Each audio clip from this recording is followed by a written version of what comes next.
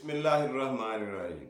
नाजरीन, आज 17 मई मंगल का दिन, शाम का वक्त, साल 2022। आपका अपना मेज़बान जावेद इकबाल एक दफ़ा फिर बफज़ल खुदा अल्लाह के करम से आपकी खिदमत में आपके चैनल पे हाजिर है। सलाम कबूल कीजिए। कैसे हैं आप सब लोग? ठीक हैं, खैरियत से हैं, खुश रहा करें। जी, आज की कहानी इस तरह से है कि कंस्ट्रक्शन का काम करने वाला एक कॉन्ट्रैक्टर था, यानी इमारतें बनाने वाला एक ठेकेदार। उसका आबाई पेशा यही था कई पुश्तों से कि वो ठेके लिया करता था इमारतों के, और उसने अपनी लेबर जाती भर्ती की हुई थी। मशीनरी तो उसके पास थी जो कंस्ट्रक्शन के लिए दरकार होती है, इमारतें बनाने के लिए। उसने अपनी लेबर भी परमानेंट रिक्रूट की हुई थी, भर्ती की हुई थी। काम हो ना हो, उनको तनख्वाह पूरी और हर महीने मिलेगी रेगुलरली। और वो तमाम सहूलियात, यानी रहायश का, मेडिकल का, खर्चा पानी का, वो तमाम सहूलियात दे रखी थी जो कोई बहुत बड़ी कंपनी ही देती है। अपने मुनाफे को कटौती करके, कम करके अपने मुनाफे को, अपनी लेबर को खुश और खुशहाल रखना उस ठेकेदार का वतीरा था, आदत थी। और उसे ये आदत विरासत में मिली थी। उसके बाप दादा भी यही किया करते थे। उनके बाप दादाओं ने उसे नसीहत की थी कि बेटा, अगर आप अपनी लेबर को खुश रखोगे तो अल्लाह भी राजी होगा और तुम्हारा काम भी चमक उठेगा।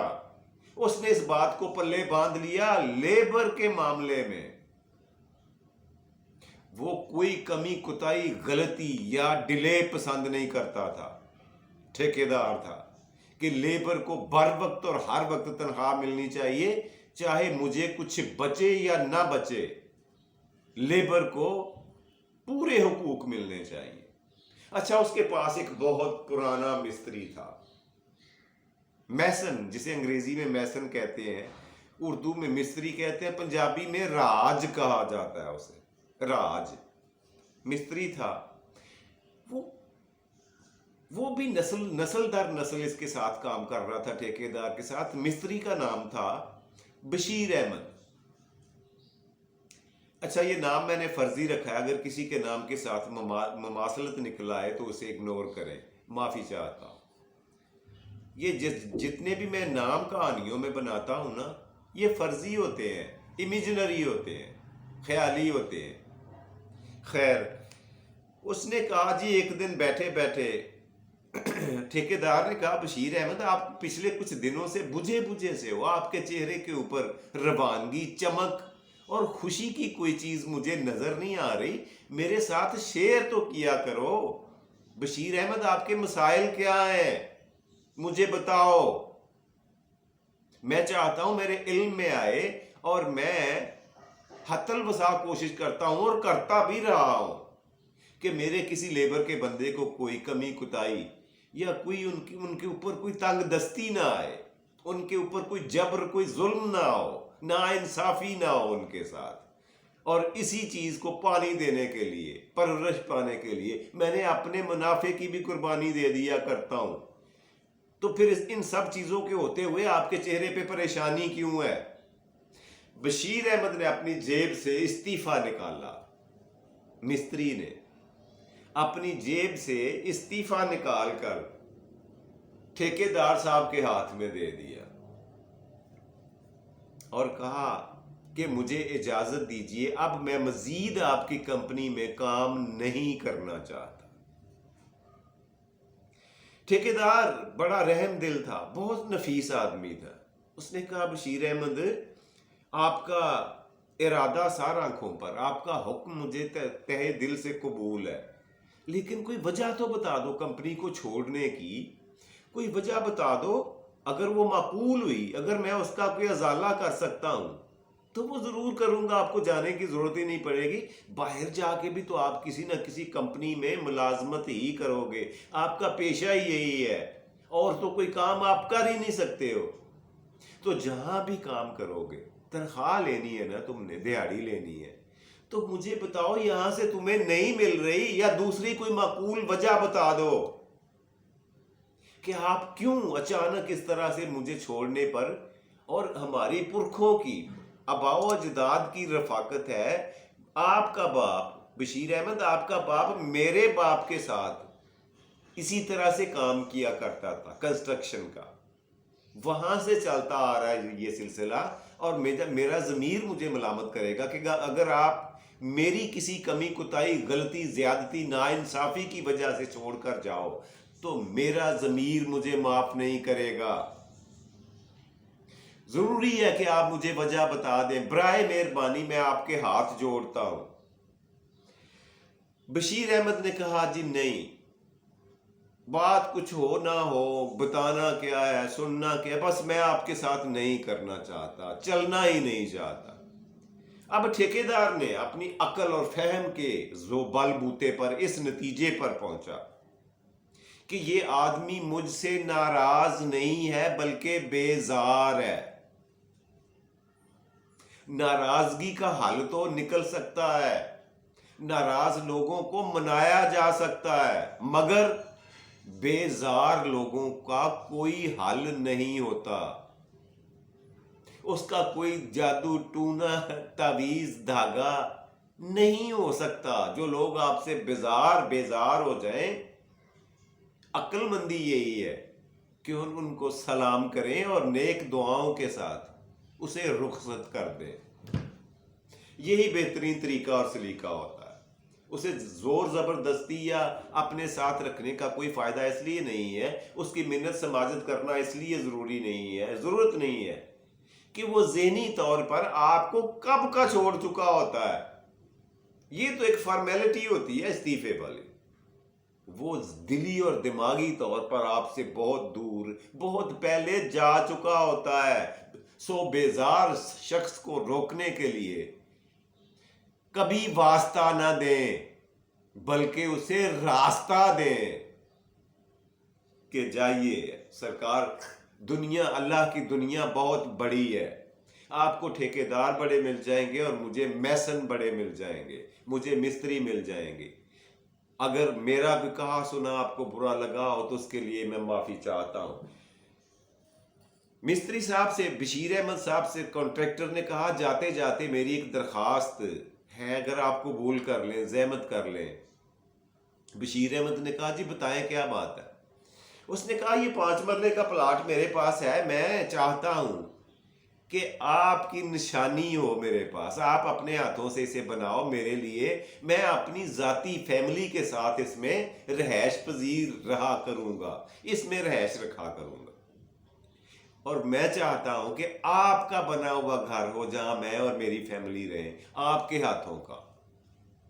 بشیر احمد نے چاروں ناچار, غصے سے, بیزاری سے قبول کر لی یہ ذمہ داری اور کہا میں گھر بنا دیتا ہوں. انہوں نے نقشہ لیا ٹھیکیدار سے, اور جو گھر 3 مہینے میں بننے والا تھا اس کو 10-12 دنوں میں تیار کر دیا. کیسے؟ کوئی دائیں, کوئی الٹی اینٹ, کوئی سیدھی اینٹ, کوئی دیوار ترچھی, کوئی چھت ترچھی, کوئی کھڑکی اونچی, کوئی چگاٹھ نیچی, 3rd کلاس میٹیریل, اور کسی ناکام کی اینٹ, سریا, بجری, سیمنٹ, ریت, ہر چیز 3rd کلاس غیر معیاری لگا کر اس نے خانہ پوری کر دی. اور سوچا یہ کہ میں جان چھڑاؤں یہاں سے. اگر یہی اس کی چاہت اور خوشی ہے ٹھیکیدار کی تو ٹھیک ہے. اس نے جناب 15 دن میں گھر, 12 دن میں گھر تیار کر دیا. اب ٹھیکیدار کے پاس گیا چابیاں لے کے گھر کی, تو ٹھیکیدار بڑا حیران ہوا. اس نے کہا 5 مرلے کا گھر 10 دن میں بن نہیں سکتا, اور یہ بنا کے میرے پاس چابی بھی لے آیا گیٹ کی. خیر ٹھیکیدار نے کیا کہا, ٹھیکیدار بھی سمجھدار آدمی نکلا. ٹھیکیدار نے استعفیٰ نکالا جیب سے بشیر احمد کا, اس کو کہا بھائی میرے, بیٹے میرے, بات یہ ہے کہ یہ آپ کا استعفیٰ ہے, میں بخوشی خوش دلی سے اسے قبول کرتا ہوں, لیکن جاتے جاتے آپ ایک نیکی کرتے جائیں کہ یہ جو آپ نے گھر تیار کروایا ہے اور مجھے چابیاں دی ہیں، یہ چابیاں آپ رکھ لیں، یہ گھر اصل میں نے نیتاً آپ کو گفٹ کرنے کے لیے بنوایا ہے آپ سے، یہ میری طرف سے آخری تحفہ قبول کریں اور جہاں چاہے نوکری کریں، جاب کریں، آج کے بعد میں آپ کو کوئی کام نہیں کہوں گا۔ اب مستری صاحب کا ماتھا ٹھنکا، دماغ چکرایا، پہلے تو سار پکڑ کے وہیں بیٹھا رہا، اتنے بندوں کے درمیان ٹھیکیدار کے پاس، کہ خدا رہا میرے سے یہ کیا حرکت سرزد ہوئی ہے کہ میں نے تو اگر مجھے یہ پتا ہوتا کہ اس گھر میں نے رہنا ہے، یہ میرا گھر ہے، تو اسے دل لگا کے بناتا، اس کی نوک پلک سنوارتا، اس کی ایک ایک دیوار، ایک ایک کارنر، ایک ایک نکر خوبصورت کر کے بناتا۔ میں نے تو بنایا، مگروں لایا ہے، میں نے تو خانہ پوری کی ہے، فارمیلٹی ادا کی ہے، نیتاً اسے خراب کیا ہے تاکہ میری جان چھوٹی اور میں جلدی یہاں سے نکلتا بنوں۔ اگر مجھے یہ پتا ہوتا کہ یہ گھر مجھے ہی ملنے والا ہے تو میں کبھی بھی اس کو یوں بیکار نہ بناتا، تھرڈ کلاس میٹیریل یوز نہ کرتا۔ پہلے تو وہاں سوچتا رہا، پچھتاتا رہا، ماتھا پکڑ کے بیٹھا رہا، اور پھر گھر جا کر خوب رویا، دل کھول کے رویا کہ یار میرا مالک اتنا اچھا ہے، کتنا رحم دل ہے، کتنا شفیق ہے، کتنا مخلص ہے، کتنا پیار کرنے والا ہے، اور ایک میں ناشکرا ہوں کہ اس کی تمام تر محبتوں کا، چاہتوں کا لحاظ کیے بغیر اس کو چھوڑ کے جا رہا ہوں۔ حضور والا ایسی ہی کچھ حالات، ایسی ہی کچھ نفسیات، اسی طرح کے ملتے جلتے اعمال ہم مسلمانوں کے بھی ہیں، جو ہم کلمہ طیبہ تو پڑھتے ہیں، اللہ پر ایمان لاتے ہیں، سرور کونین پر صلی اللہ علیہ وسلم پر ایمان لاتے ہیں، ان کو خاتم النبیین مانتے ہیں، مگر دل لگا کر نیتاً دین پر چلنے کی کوشش نہیں کرتے۔ میرے سونے آقا نے فرمایا ہے انما الاعمال بالنیات، عملوں کا دار و مدار نیتوں پر ہوتا ہے کہ تمہاری نیت میں کیا تھا جب تم نے یہ کام کیا، اور نیت پر ہی جزا اور سزا کا انحصار ہوگا، اس دنیا میں بھی اور آخرت میں بھی۔ اب آپ ایک نماز کو ہی لے لیں، اللہ پاک ہماری نمازوں کا، سجدوں کا محتاج نہیں ہے، سمجھنے کی کوشش کریں، اسے نہیں ضرورت ہماری نمازوں کی، سجدوں کی، وہ بے نیاز ہے، وہ تو اتنے فرشتے اس کی عبادت میں 24 گھنٹے مشغول رہتے ہیں کہ اسے ہماری یہ ٹیڑھی میڑھی عبادتوں کی ضرورت نہیں ہے، محتاج نہیں ہے، لیکن وہ ہماری نیت دیکھ رہا ہوتا ہے انسانوں کی، اور ہنستا تو وہ ایک شعر یاد آ گیا ہے، تخلیق کائنات کے دلچسپ جرم پر ہنستا تو ہوگا آپ بھی یزداں کبھی کبھی۔ اللہ پاک بھی تو ہنستے ہوں گے ہمیں دیکھ کے، ہمارے اعمال دیکھ کے، ہمیں نمازیں پڑھتے دیکھ کے۔ کیا نماز تو قبول کر لیا ہم نے جی، پانچ دن میں 5 دفعہ نماز پڑھنی ہے، مگر کیسے پڑھتے ہیں یقین جانو، میں نے اکثر دیکھا ہے جیسے مرغا مٹی نہیں اکھاڑ رہا ہوتا پنجے سے، اس انداز سے نماز پڑھی جا رہی ہوتی ہے۔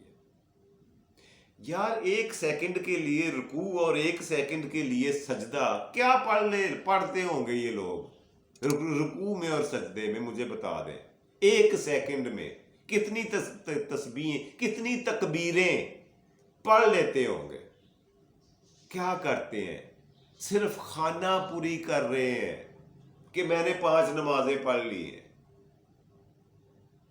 جیسے اللہ پر بہت بڑا احسان کر دیا ہو، نعوذ باللہ۔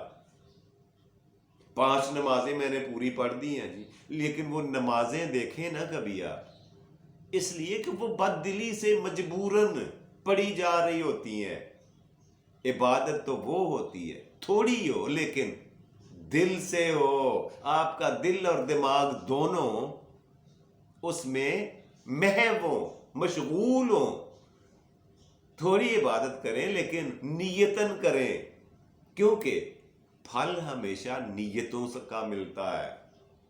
اور اگر آپ نے فارمیلٹی پوری کرنی ہے، اگر آپ نے روزہ رکھ کے بھی جھوٹ بولنا نہیں چھوڑنا، آپ نے دھوکہ دہی فراڈ نہیں چھوڑنا، تو پھر آپ وہ روزہ نہیں رکھ رہے بلکہ فاقہ کر رہے ہیں۔ روزے کا مطلب صرف منہ باندھنا نہیں ہوتا، آپ کی آنکھوں کا روزہ، آپ کی کانوں کا روزہ، آپ کی زبان کا روزہ ہوتا ہے۔ خالی فاقہ کشی کر کے یہ کہنا کہ میں نے 30 روزے رکھ لیے ہیں اور لوگوں سے داد وصول کرنا اس بات کی، یار یہ ریاکاری نہیں ہے تو اور کیا ہے؟ اسے آپ نیکی کہا جا سکتا ہے؟ آپ ذرا اپنے خدا کو حاضر ناظر جان کر بتائیں، اسے نیکی یا عبادت کا نام دیا جا سکتا ہے؟ ذرا میری بات کو سوچیے گا، اور نتیجہ آپ کے اپنے ہاتھوں میں ہوگا۔ آپ بہترین جج ہوا کرتے ہیں، ناظرین جو ہیں یا سامعین جو ہیں وہ بہترین جج ہوتے ہیں۔ میں جو کچھ بھی کہتا ہوں، جو کچھ بھی بولتا ہوں، وہ جتنے مارکس دے سکتے ہیں یا جتنا وہ پرکھ سکتے ہیں، اور کوئی بندہ نہیں یہ عمل کر سکتا۔ میں خود بھی نہیں کر سکتا کہ میں اپنے ہی کہے ہوئے کوئی نمبر دینا، اپنے منہ میاں مٹھو بننے کی کوشش کروں، سیلف پریزنگ شروع کر دوں، اپنی ہی خوبیاں گنوانا شروع کر دوں، خصوصیات بتانا شروع کر دوں، تو پھر اپنے منہ میاں مٹھو بننے والی بات ہے۔ نتیجہ آپ کے ہاتھ میں ہے جی۔ اینول اور فائنل رزلٹ جو ہے وہ آپ نے دینا ہے۔ کہانی میں نے آپ کی خدمت میں پیش کر دی ہے، اور اس کے ساتھ آخر میں کچھ دلائل بھی رکھے ہیں جو آپ کو نتیجے میں پہنچنے کے لیے آپ کی مدد کریں گے۔ مجھے آپ کے فیڈ بیک کا رہے گا انتظار کہ کہانی آج کی آپ کو کیسی لگی۔ جی تو پروگرام کا دوسرا اور مزیدار سیگمنٹ،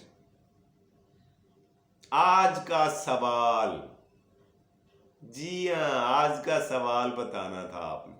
پچھلے پروگرام میں نے جو آپ سے سوال پوچھا تھا وہ یہ تھا کہ یہ بتائیں کہ دریائے سندھ جو تبت سے شروع ہوتا ہے، تبت کے مقام سے شروع ہوتا ہے، ختم کہاں پہ ہوتا ہے جا کے؟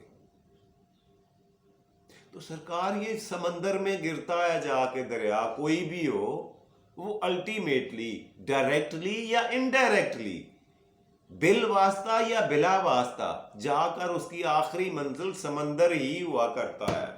تو یہ جناب جس سمندر میں گرتا ہے اس کا نام ہے عربین اوشن یا عربین سی، بحر عرب۔ وہاں پہ جا کے یہ سمندر میں مل جاتا ہے۔ قطرہ ملا سمندر سے، سمندر ہو گیا۔ بندہ ملا جو خود اللہ سے، کلندر ہو گیا۔ اللہ اکبر۔ جی یہ آج کا سوال میں نے بتا دیا، لیکن نیا سوال ابھی میں نے بتانا ہے آپ کو، وہ تو نوٹ کریں۔ آج کا سوال یہ ہے کہ دنیا میں ایک ایسا جانور بھی ہے جو ہر سال اپنی جنس بدل لیتا ہے نا عجیب بات؟ ایک سال مذکر رہتا ہے اور ایک سال مؤنث رہا کرتا ہے، اپنی جینڈر چینج کر لیتا ہے، جنس بدل لیتا ہے۔ اللہ پاک نے اسے یہ خوبی وصف دیا ہوا ہے، عجیب بات ہے۔ لیکن میں بھی پڑھ کے حیران ہوا ہوں کہ ایسا جانور ہے، اور یہ چلو اشارتاً بتا دیتا ہوں، اس کی 4 ٹانگیں ہوتی ہیں اس جانور کی، اور یہ چلو ایک اور ہنٹ دے دیتا ہوں کہ اس کے پر نہیں ہوتے، وہ پرندہ نہیں ہے۔ اب آپ نے مجھے بتانا، اس سے زیادہ کوئی ہنٹ دوں گا نا پھر تو وہ جواب بتا دینے والی بات ہوئی۔ اس سے آگے آپ نے سوچنا ہے کہ کون سا جانور ہے وہ جو ایک سال نر رہتا ہے اور دوسرے سال مادہ، ایک سال وہ باپ ہوتا ہے اور دوسرے سال ماں ہوتا ہے۔ یہ اس جانور کا نام آپ نے مجھے بتانا۔ جی تو پروگرام کا تیسرا آخری اور مزیدار سیگمنٹ، آج کا شعر، آپ کا فیوریٹ سیگمنٹ، بہت سارے لوگ پسند کرتے ہیں، آپ کی پذیرائی کا، حوصلہ افزائی کا شکریہ۔ آج کا شعر کچھ اس طرح سے ہے جی کہ آئیں گے یاد تجھے ہم بے انتہا صاحب، آئیں گے تجھے یاد ہم بے انتہا صاحب،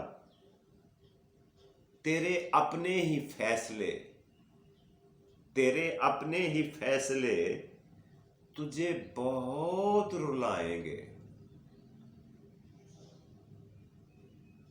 یہ تھا جی آج کا شعر۔ اس کے ساتھ ہی اپنے میزبان جاوید اقبال کو دیجیے اجازت۔ گڈ نائٹ، شب بخیر۔